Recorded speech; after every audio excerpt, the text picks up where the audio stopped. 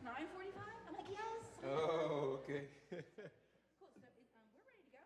Ready to go? After you set all your stuff up, whatever Yeah. you like. So you said how About long? 3 minutes. 3 minutes? Yeah. Yeah. All right. Okay. And this is for later. This is for him. ¿Ah? Sí, no, yo estoy en Brentwood, entre Brentwood and Kent. Brentwood. Oh, that's even further. Yeah, that's. I used to live around in Beachview. Beachview. Beachview. Yeah, I Well, used that to. was closer. No, I came from.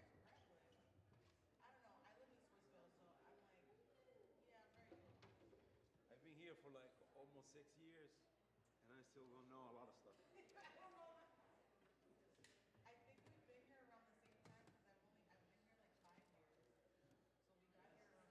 Around the same time. Yeah. Okay. So you want me to start? Three minutes? 3 minutes. Good. Let's do it. Yes. Playing is the best thing you can ever do. All right?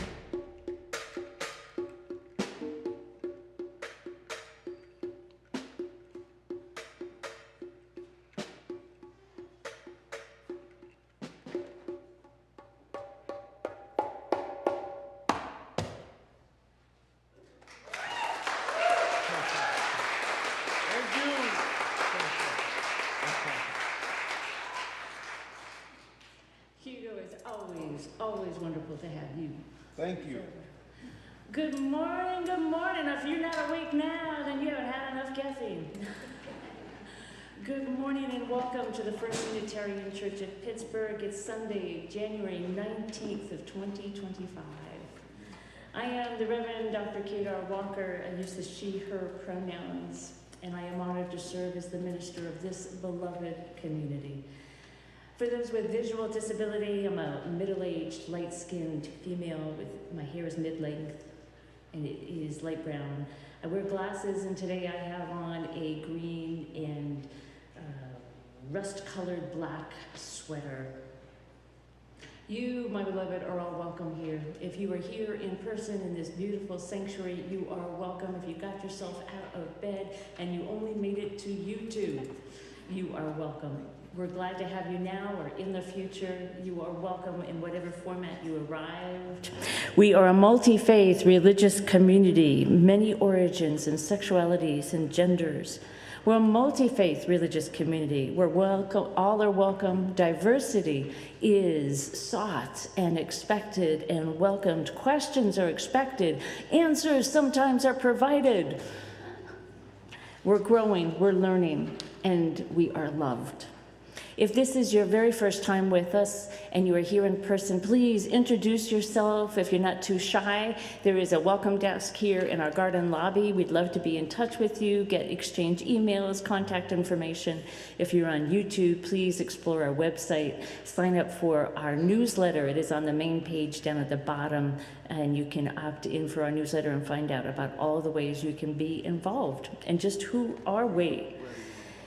I am absolutely delighted this morning to welcome my dear friend, Reverend Dr. That's squared now, right? Dr. Asa Lee, who is President and Professor of Theological Formation of Ministry at the Pittsburgh Theological Seminary. I say doctor twice because he was just recently received an honorary doctorate of divinity from Virginia Theological Seminary, where we met several years ago. So previously, Dr. Asa Lee previously served the Wesley Theological Seminary in Maryland, where he launched an African American Church Studies program. He has mentored many students, including Unitarian Universalist. He is ordained Baptist, but serving the Presbyterians, and here with the Unitarian Universalists, he lives and believes in an interfaith ecumenical world. And we're absolutely delighted to have you here.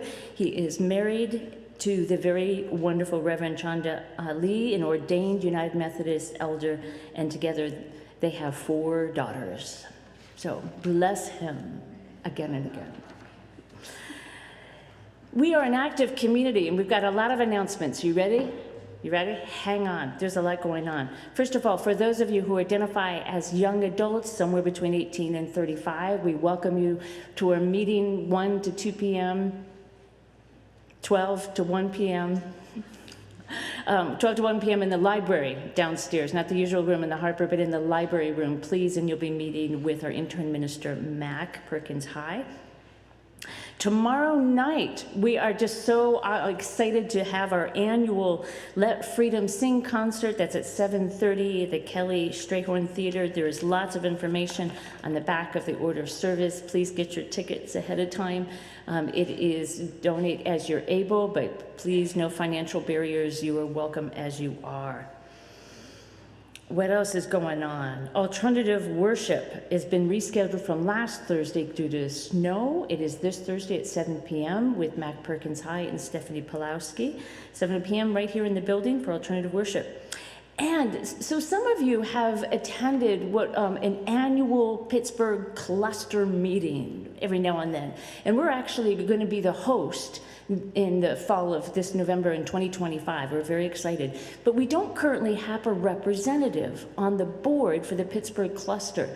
And Joe, are you in the room? There, okay. Joe is standing up. If you are interested in serving on that board, we really, really need representation. And Joe is visiting from one of our cousin churches here, and he's seeking some love.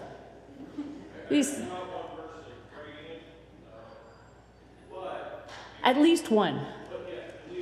At least one. We really need representation. Great. So Joe will be here after service. Seek him out. And please, particularly since we are hosting this coming fall. So I know it's been cold out, but no worries, because next Saturday we've got a full belly to heart and head experience. We have our chili kickoff, which has been changed from 5 to 7 p.m. 5 to 7 p.m. And that is because Song Space is right afterward. So once your bellies are full, and we have a winner for the chili cook-off, and do they get a reserved seat up front during the concert? And, but please sign up for the chili cook-off after service during social hour, and then stick around for Song Space, which is at 7:30. That's with Chrissy Strong and Morgan Arena, and we're very excited to have them here. And thank you to Brian Junker, who is our host for the Song Space and organizer. All right, are we done? Oh my gosh, never are we done, but that's enough for now. This is what happens when you have a live, engaged community. I invite you to take a deep breath with me and arrive in this space and time. Find yourself connecting to one another in body and spirit as we turn to our chalice lighting. The symbol of our faith, 2 circles, Unitarian and Universalism. And I offer these words from Reverend Dr. Rebecca Savage, a Unitarian Universalist minister. And some of you may remember, she delivered the sermon at my installation service when I arrived here back, and that service was in 2022. We light our flaming chalice as a beloved people, united in love and thirsting for restorative justice. May it melt away the tethers that uphold whiteness in our midst. May it spark in us a spirit of humility.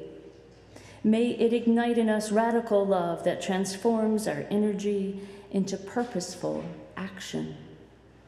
This, a chalice of audacious hope. This chalice shines a light on our shared past, signaling our intention to listen deeply, reflect wisely, and move boldly to our highest ideals.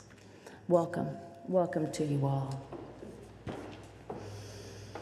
We are going to sing, and I invite you to stand as you're able in body and spirit. 118, This Little Light of Mine. And I want to remind you that this is a Black, African-American Black spiritual. And remember the stories that would have produced these words. Feel them in your heart and in your mind and your soul. Bring that into your voices. Bring that into your singing. This is a song with story and narrative and history.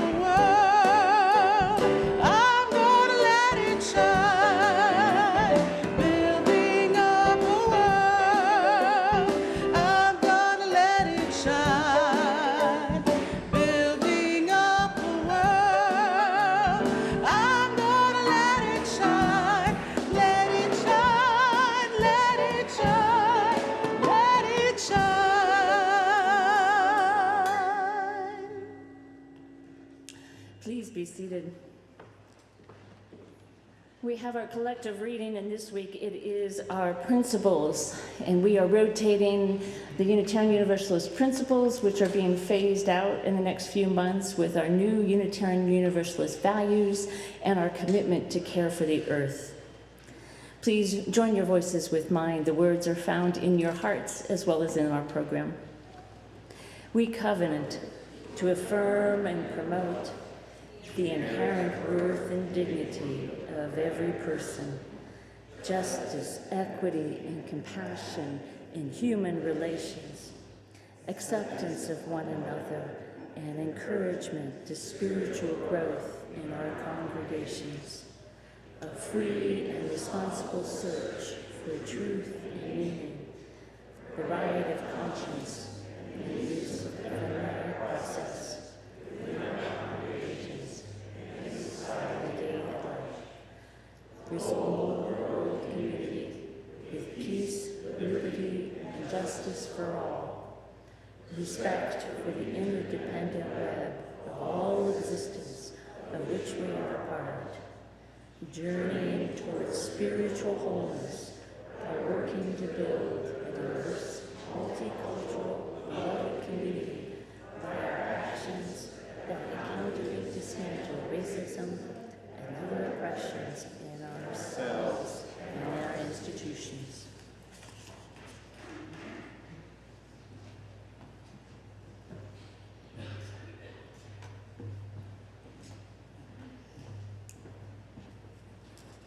Good morning, everyone. I'd like to invite the young and young at heart who would like to see the beautiful pictures in this picture book, which you get to see if you come up here and sit with me. This book is written by the granddaughter of Martin Luther King Jr. Yeah, you know this one? You read this one before? Maybe not this one? Yeah, so we get to see what her experience of her grandfather was like. Hi, guys. All right. Maybe you can help me turn pages. This is called We Dream a World.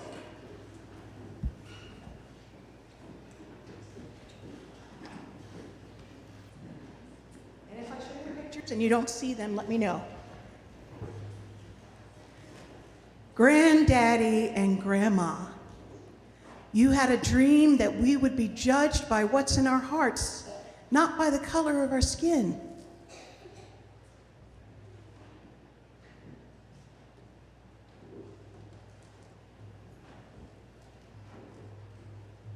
Look at those books flying in the air. Isn't that funny?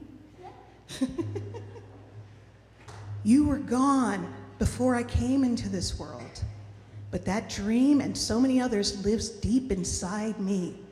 Everything you believed in still shines like the brightest sunrise on a golden horizon. Look at that lovely sunrise.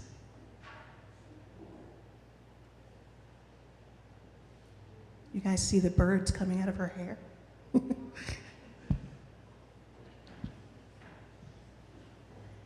Many ask me, do you plan to follow in Dr. King and Coretta Scott King's footsteps? How will you ever fill their shoes? Do you have what it takes to walk their path? Do you imagine having famous grandparents? Everybody asks you about them all the time.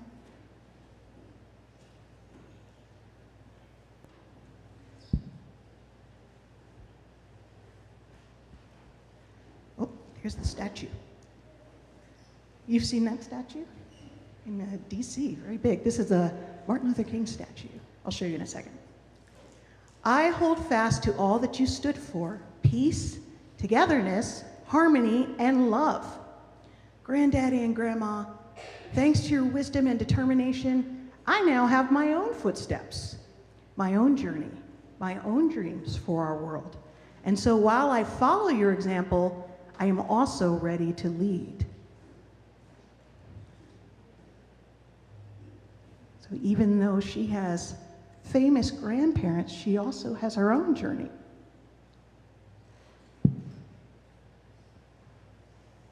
I am ready to walk the uncertain road from today to tomorrow. I am ready to keep my eyes on the prize that you set out before us, with the power of your vision.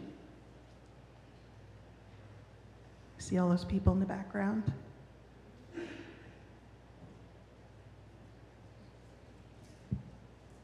She's got rainbows coming out of her arms. Not really. Yes, Grandma Coretta. Yes, Granddaddy Martin. I am ready. And look, she's standing in front of the reflection pool, just like her grandfather.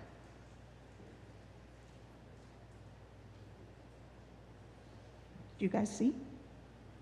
Okay.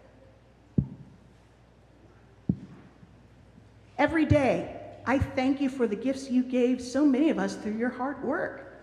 Because of you, I know that struggle and triumph are bigger than just me. The promise of a new day starts with me. You helped us see the dream. Now we're here to be the dream. The wisdom of your words weaves a rainbow that lights our way. You can see that rainbow cloth.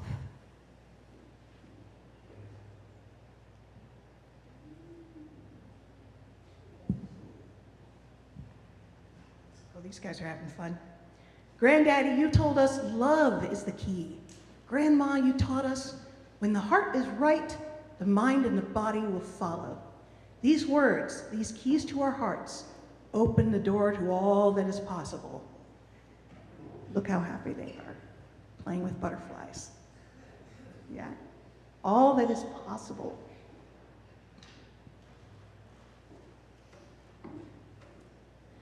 My parents remind me that in your lives together, you shared what came to be called a revolution of values. I'm sorry that there are still so many problems to endure. You devoted your lives to making our lives better. And now it's my turn to start a new revolution that values kindness, truth, equality, and service. There are still rocks in the road. I wish you were here so we could walk it together. Because our dreams need the strength of a love so powerful that nothing can stop them or us.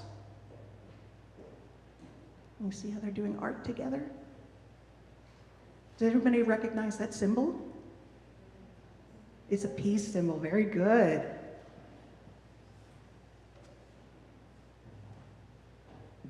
We dream a world where school is a safe place free of fear. No violence spoken here. We dream a world where guns are not games. Shoot for the stars, not at each other. We dream a world where poverty is a memory, liberty and justice and food for all. Wouldn't you like to live in that world? Yeah, you're gonna help us make that world? All right. We dream a world where the only walls are those that hold safe spaces and have windows and mirrors that reflect our unity. Beauty has no boundaries. We dream a world where trees and flowers and the earth's creatures thrive in their right seasons, spring, summer, winter, and fall. Honesty is the warmest climate. What season does that look like? What do you think? They're blowing bubbles, yeah? It's not quite that warm out right now, is it? But soon. This looks more like today. We dream a world where bullies turn their backs on being mean. Let kindness begin with me. Can you say that? Let kindness begin with me. We dream a world where sickness can be driven out by the healing power of hope. Love is the cure. We dream a world where every child can go to college. Education fuels our nation. Reading is believing. Look, she's wearing a warm hat, but also there's music notes all around her. She's got music in her head.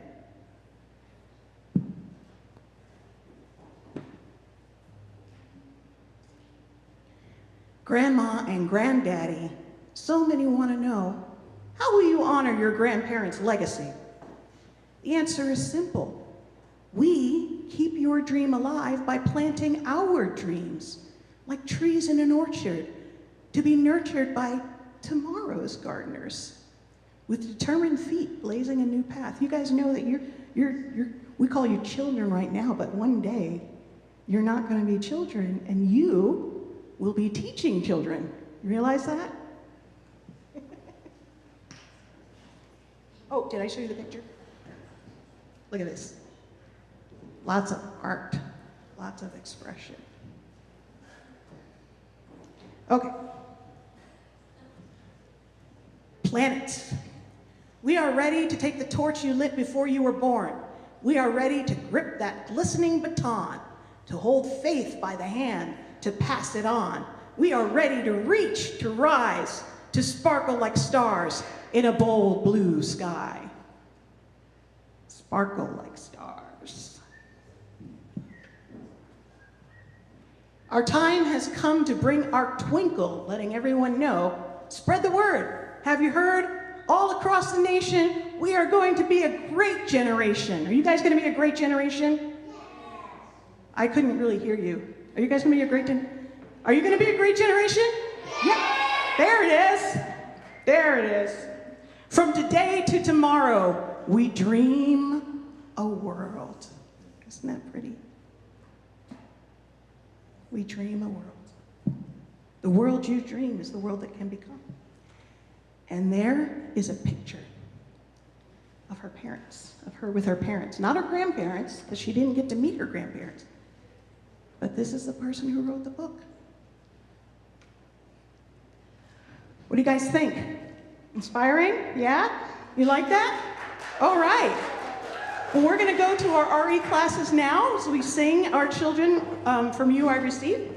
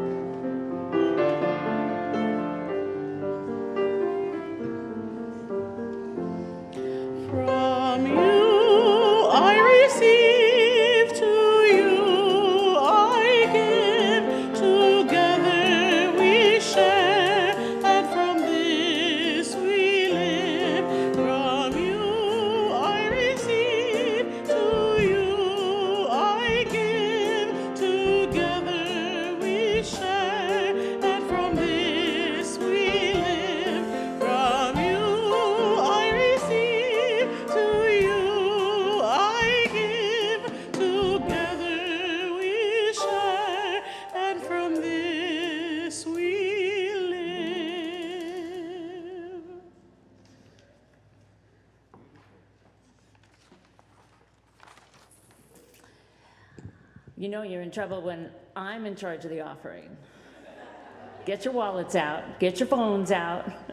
We are here to support this community with our time and with our love and with our talents that you all have, but also we need your treasure. I don't care if it's $1 or $10,000.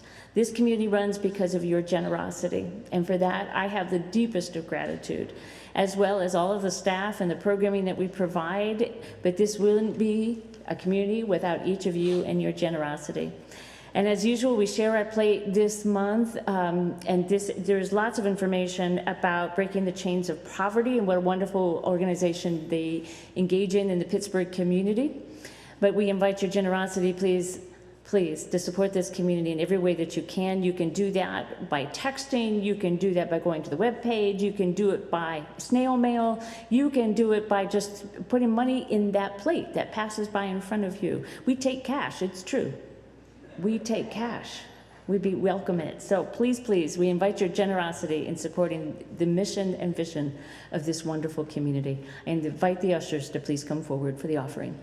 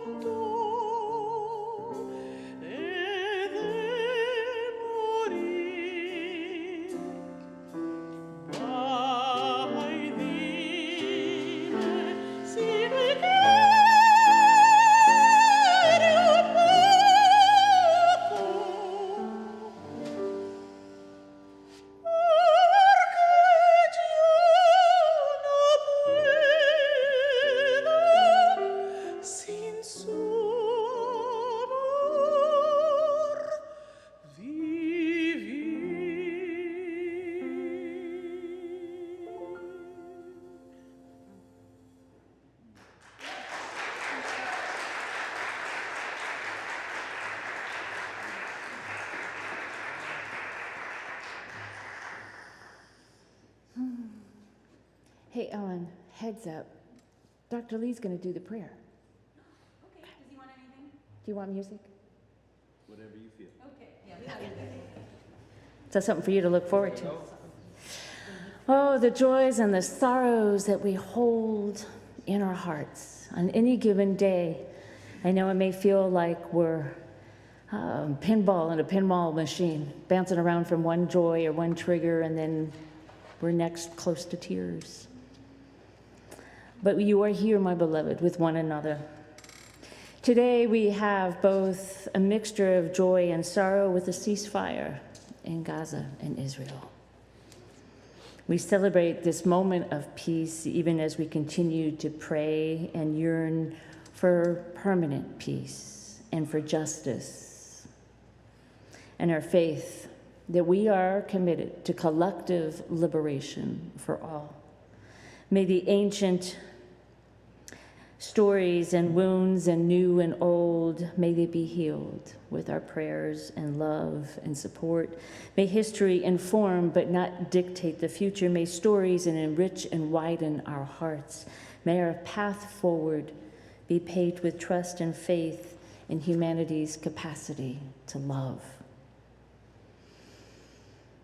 And tomorrow, our country honors the Reverend Dr. Martin Luther King, Jr. May we do so knowing his commitment to peace, to be free of violence and free of hate, replaced with enduring faith in the hard work of building trust, and a deep commitment to collective liberation and abiding in respect and love for all. We honor and celebrate that he was in our lives and in this country's history. On a local and within our own community, we mark the death of longtime member Herbert Berry, who died on January 9th at home. He was surrounded by family and friends. There is a memorial service for him on March 15th at 10:30 at the Hines Memorial Cathedral. A reception will follow. I invite you now into a few moments of peace and quiet meditation and personal prayer.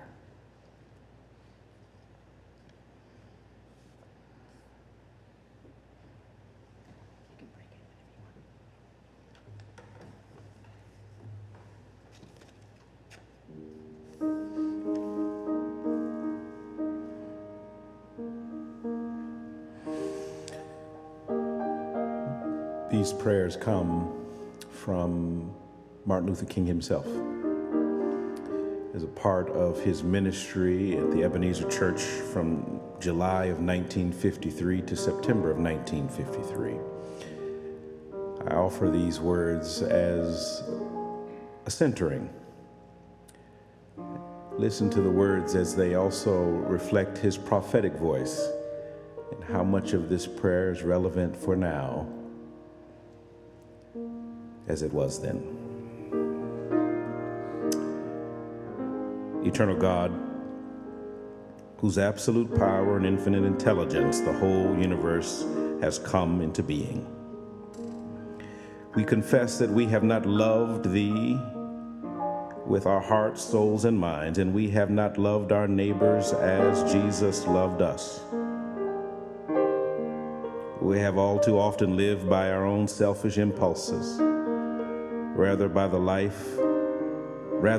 by the life of sacrificial love as revealed through Jesus. We often give in order to receive. We love our friends and hate our enemies. We go the first mile but dare not travel the second. We forgive but dare not forget.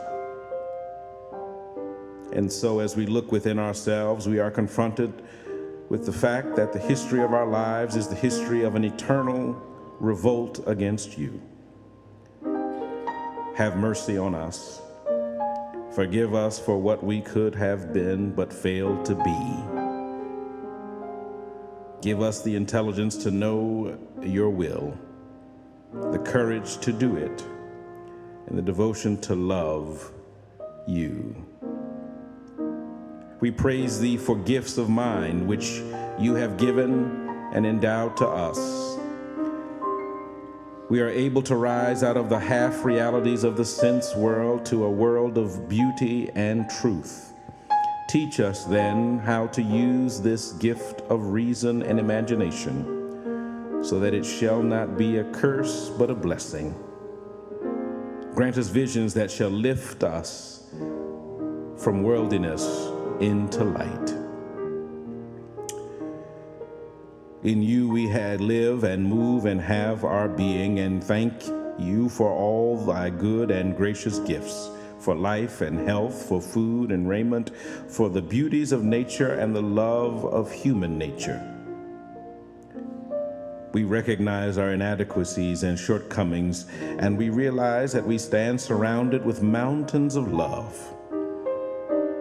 Yet we deliberately dwell in the valleys of hate.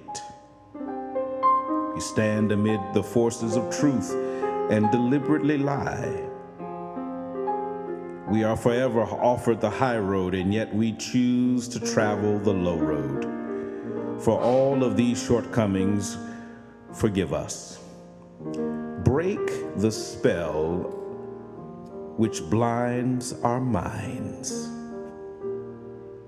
Purify our hearts that we might see. In these turbulent days when fear and doubt are mounting high, give us broad visions, penetrating eyes, and power of endurance, that we might work with renewed vigor for a warless world, a better distribution of wealth, and for a siblinghood that transcends race or color.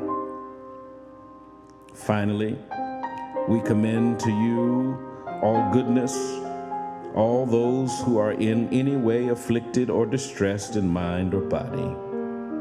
Give them patience under the suffering and the power to endure in all things.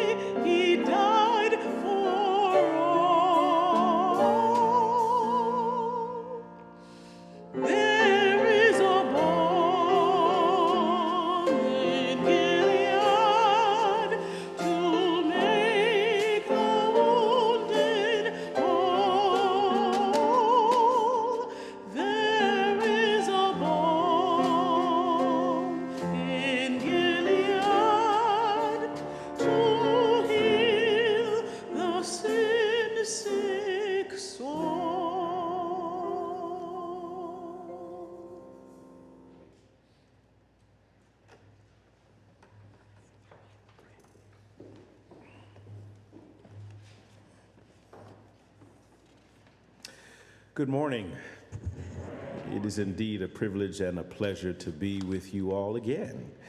I'm grateful to my good friend and doctoral colleague and compatriot in all things, Reverend Kate, for the invitation to share. I tell people wherever I go that there's a group of us that came from the D.C. area to the wilderness of Western Pennsylvania.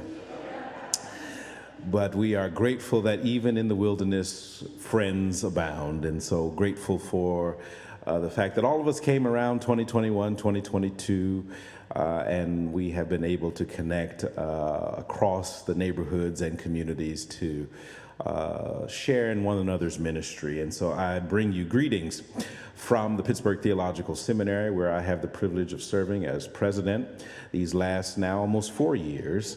And to work on behalf of that community to build bridges and to work across our differences to share a common vision of the world that fueled by people of faith, of all faiths, of all communities.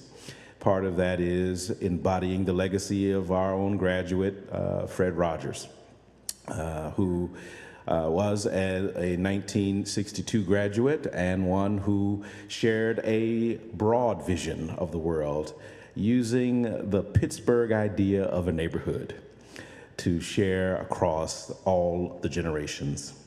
I'm also grateful to know that this community continues to share and care for those. We are grateful that there's an intern here who is rocking his Pittsburgh Theological Seminary sweatshirt, so we're grateful for that today. And so we're just excited to be with you all and the ways in which we can learn and grow together. I bring to us a lesson that I have reflected on deeply, and whenever I have the opportunity to share during MLK weekend, I often use this reflection to remind us, for we are in fact people who are my age. I won't give that away, but my age and younger are part of the generation that did not know Dr. King. And what I mean by that, we did not hear his voice on the evening news. We did not see the television interviews. We did not see his presence and ministry among us. We did not grow up with this. And so what we're left to do is search through the annals of history. And as Haitian historian Michel Trulot teaches us, history is a social construction designed by those who are in power to convey what the powerful want to know. And so history can only give us but a portion. And we ought to be suspicious of what history has given us about Martin Luther King. And so I've made it my own crusade, wrong word, perhaps charge would be a better word, to remind us collectively of the history. And I want to ground this in the teachings of Jesus found in the Gospels according to Luke, which simply says, the good person out of the good treasure of the heart produces good, and the evil person out of evil treasure produces evil. For it is out of the abundance of the heart that the mouth speaks. It is out of the abundance of the heart that the mouth speaks.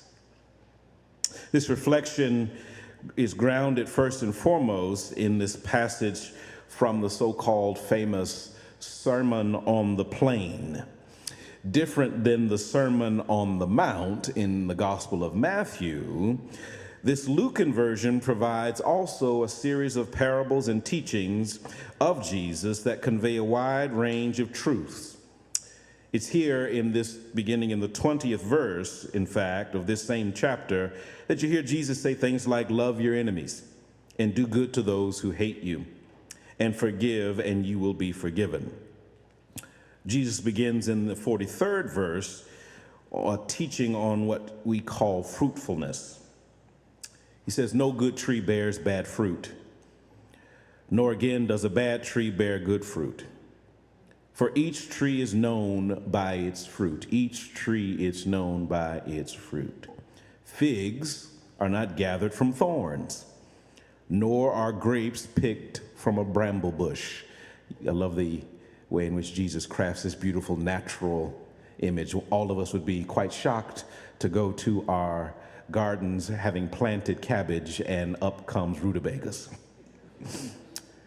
The good person out of the good treasure of the heart produces good, and the evil person out of the evil treasure produces evil. And I love this, the way it is conveyed. For it is out of the abundance of the heart that the mouth speaks. Verse 35 comes as the culmination of this teaching and provides for us the crux of the entire lesson.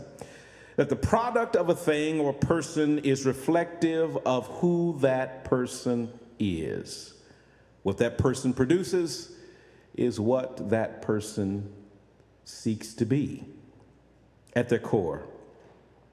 A bad thing or act, according to Jesus, does not come from a good thing or person. Good trees, after all, don't bear bad fruit. Likewise, a good person does not act out of evil intent in their heart. Now, I can think of all the ways that can be nuanced and say, well, good people do bad things. And, there's got to be goodness in even the most evil of human beings. But whether you agree with Jesus or not, the point here is that it's the fruit of the actions of an individual, or to be more modern in the interpretation, the sum total of one's actions that gives us insight into the character. It's not the one-off mistake, but it's rather the consistent pattern of an individual. It's an important teaching and truism because it helps us to understand the importance of and the relationship between one's actions and one's character, one's intent and one's impact. It offers us insight into the way that goodness is in fact enacted in the world. Positive acts, altruism, affirmative belief, strong actions don't just come as magical moments from some mysterious place. They are, in fact, matters of the heart. What we construct, beloved, what we create, whether it's supporting divisiveness or hatred or to promote health and wholeness, comes from one singular place: our hearts. And I think that this is a great text truism to reflect on the legacy of Dr. King. For him, there is a basic covenant between humanity and their government, between the U.S. government and the people of the United States, between people, one another, between neighbors. Rooted in dignity, these relationships are mediated, in fact, by the matters determined in our hearts. Who we are, what we believe, and what we produce all come from our hearts. I believe Dr. King's life embodied this. For when the heart is oriented toward the idea of altruistic and shared life together, then we will take steps to do that in our daily living. And when our hearts are oriented towards selfish gain, divisiveness, and power, then we too will take steps to do that. As I said, I'll give a little more insight. I am a child of what I call the generation that did not know King, born in between the 60s and 70s, 60s and 80s. I did not grow up hearing his voice. live on the news. I didn't see television programs that had live or recorded interviews as Dr. King sat on a panel being interviewed by other folks. I didn't hear him preach in a Sunday morning service. I didn't attend personally a rally, for he was already long gone. Unlike my parents' generation, who regularly was greeted with the nightly news about King, or maybe even some of you here today, he was not part of our generational discourse. My generation, and therefore subsequent generations, lived in the shadow of grief and confusion that accompanied African American life immediately following his assassination. We don't remember that he was always referred to as the Reverend Dr. King or Reverend King in public discourse. We weren't taught that at the heart of his conviction was actually his expression of his Christian faith. He was formed as a matter of remembrance by the experiences of growing up in an upper middle class family in Atlanta, Georgia. The third generation of preachers, in fact, the second generation of the Ebenezer Baptist Church in Atlanta, Georgia. We, in my generation, were not made to understand how important growing up in a Christian family in black Southern life was to his upbringing. That he was, in fact, Dr. King is perhaps the most important thing, but even more important than that is that he was a black Baptist preacher. And as a black Baptist preacher, I understand now more intimately what motivated him. He was the first to get the kind of theological training in his community that was normative in white Christian spaces. These contextual realities were important not just because they tell us a little bit more about the man, but they also tell us of what kind of fruit he intended to bear in the world. It tells us about his character, his motivation, who he is revealed to be in the actions he subsequently took. Let me see if I can unpack this a little further.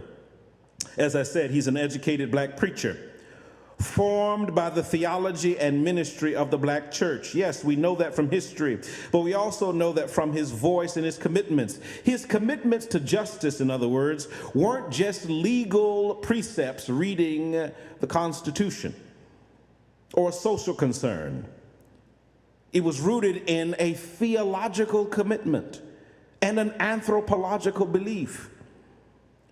King was committed to civil rights because it was a theological issue rooted in the dignity of every human being.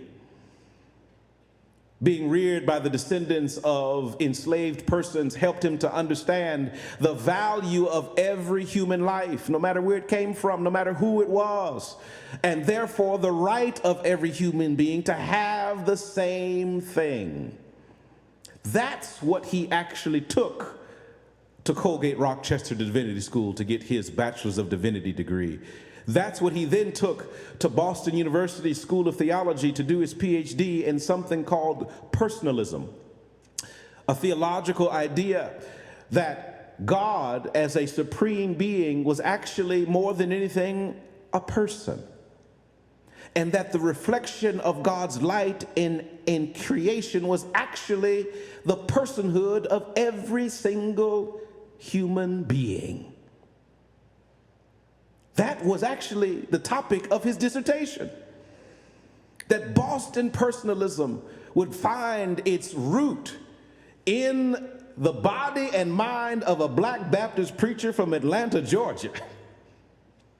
When you listen to his sermons, you hear not just a vision floating about human society, but what you hear is an expression of the theology of a Boston personalist. That the fullness of God can only be realized in every human being when they are allowed to be their fullest person. When all of the shackles of oppression and the difficulties that we put on people have been let go, then we shall see the fullness of God shine behind everyone's eyes. And until then, we wrestle for justice. That's why he's able to say, the arc of justice, the moral arc of justice, moral arc of the universe bends towards justice. Because this God that King speaks about is a God of justice.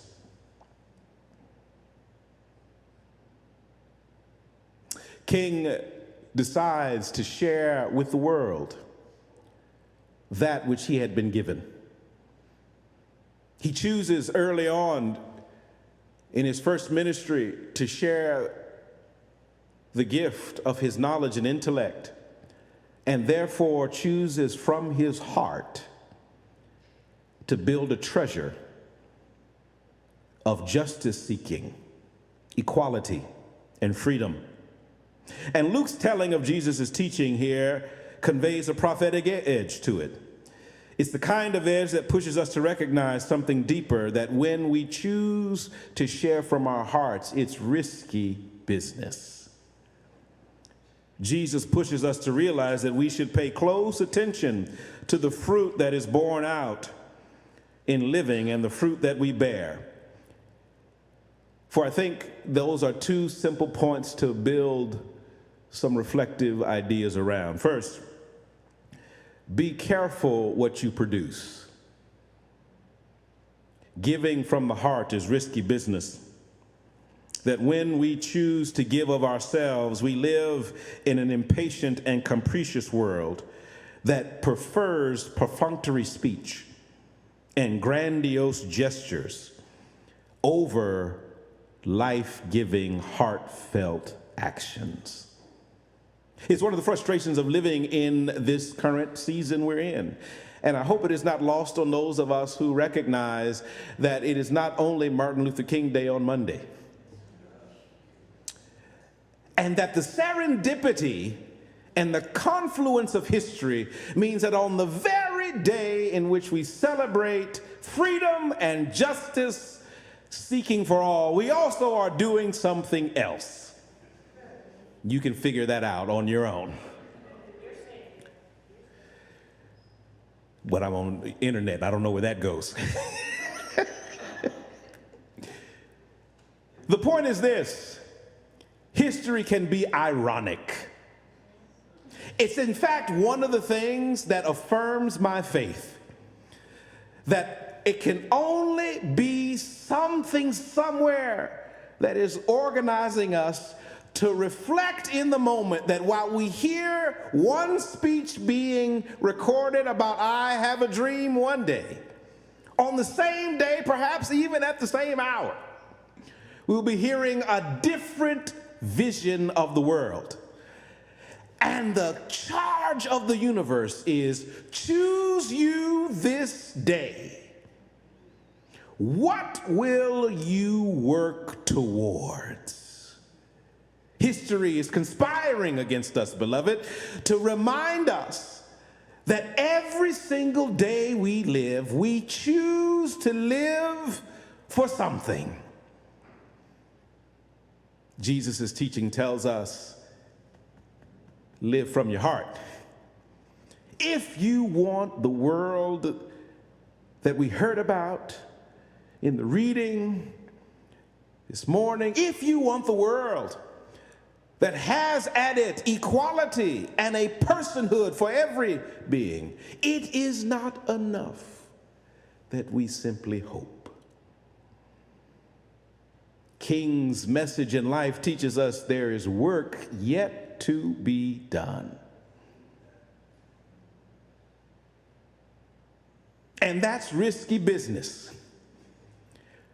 For the other thing that I did not learn as a child, and many of us did not know as growing up in the legacy after King, is his living from his heart made him the most hated man in America.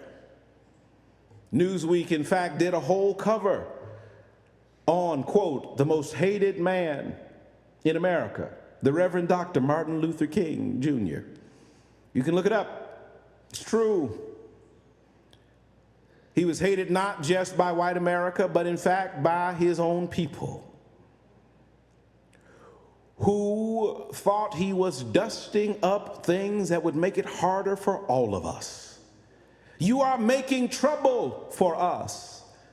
In fact, the people that ran him out of Chicago, one of the cities he was not able ever to go to, was not the white Daley administration, but rather his own black community.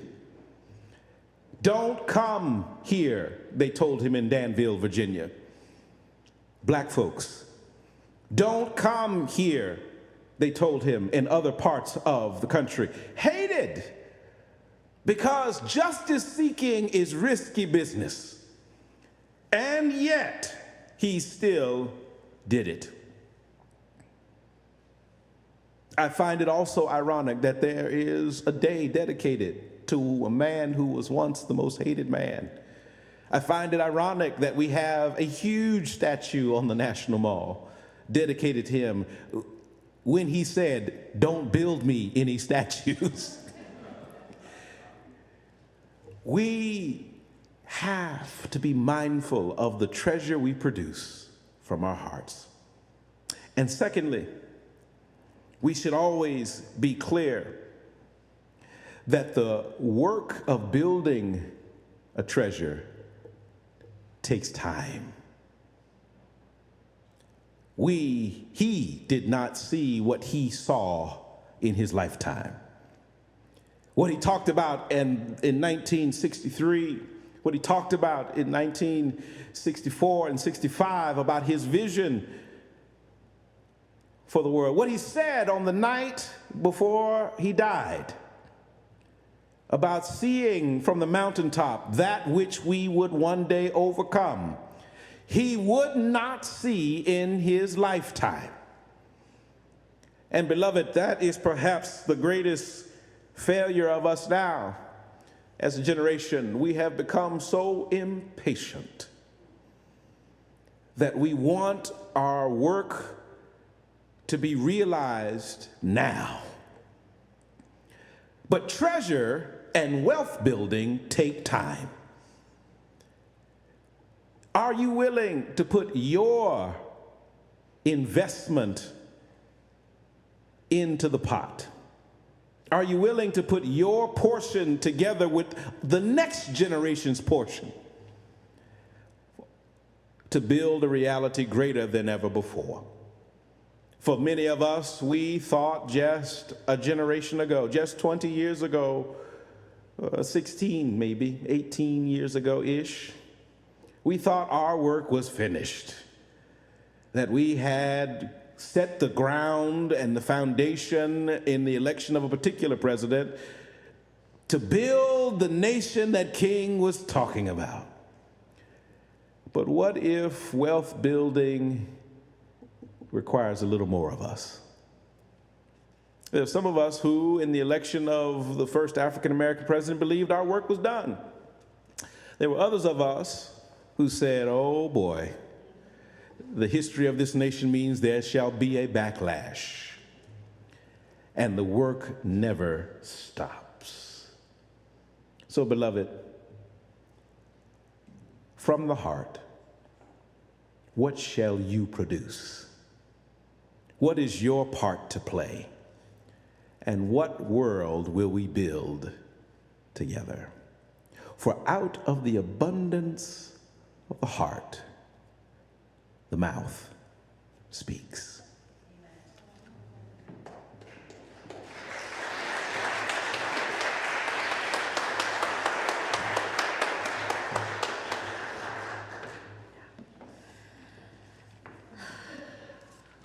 I invite you to stand as you're able in body and spirit. For 148, let freedom span both east and west. And again, this is an African-American spiritual, and I ask you to please remember this history and the stories that this music comes from.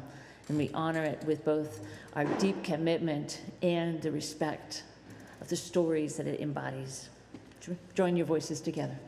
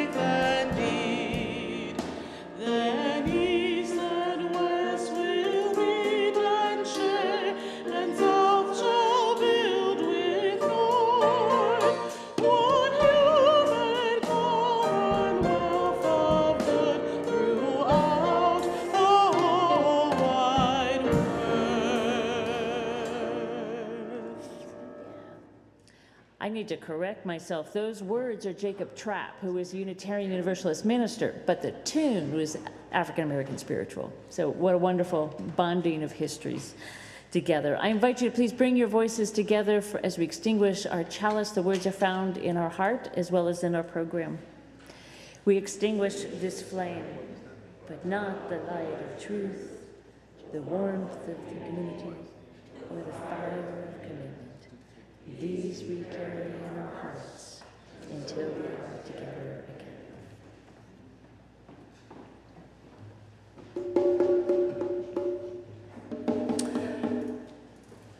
Receive now these good words. Oh. Receive now these good words. You have a choice, and the choice is all within your heart. May the goodness flow from heart to mouth, and mouth to hands, hands and feet, to limbs, to thoughts, to ideas, to all things that you put your being to, so that you may, in fact, do your small part to bring goodness into this world. And when your goodness comes to my goodness, and my goodness to your goodness, that's a world worth building. Amen. Join me for receiving it? Yes.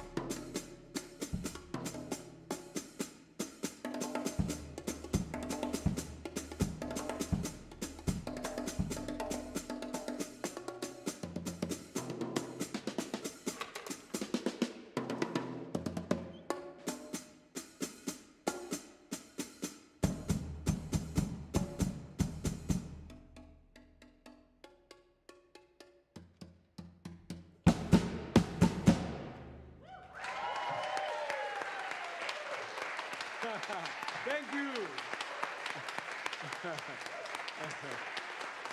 Woo.